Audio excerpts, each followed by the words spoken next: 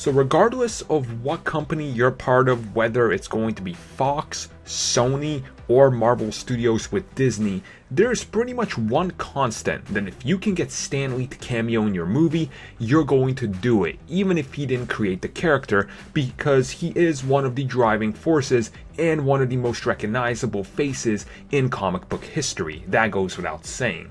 So obviously, ever since the beginning, there's been a lot of theories as to his character, his cameo, and all that. So finally, there is one thing in regards to Guardians of the Galaxy Volume 2 that I've seen floating around online on quite a few websites regarding his cameo in the film. So obviously, there are spoilers here, but this isn't really a spoiler if you guys have ever heard this theory. So for a while now, it's actually been a theory that Stan Lee is actually Uatu, the Watcher, and that this is actually him in the MCU and every other movie when he shows up.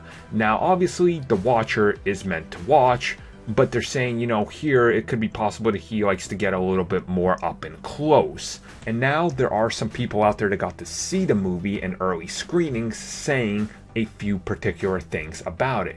One such thing is the long-running theory that he is the Watcher, and they say that there is a scene where we actually do see him in the traditional, you know, retro garb that the Watcher has, and that he is standing around doing what the Watcher does, which is watching everything. Now, if this is true and these websites are reporting on this, saying it is factual and that they've seen it, then that's honestly pretty awesome, and it's a good way to connect every single Marvel movie, whether it's a Disney or Fox movie, because he cameos in all of them.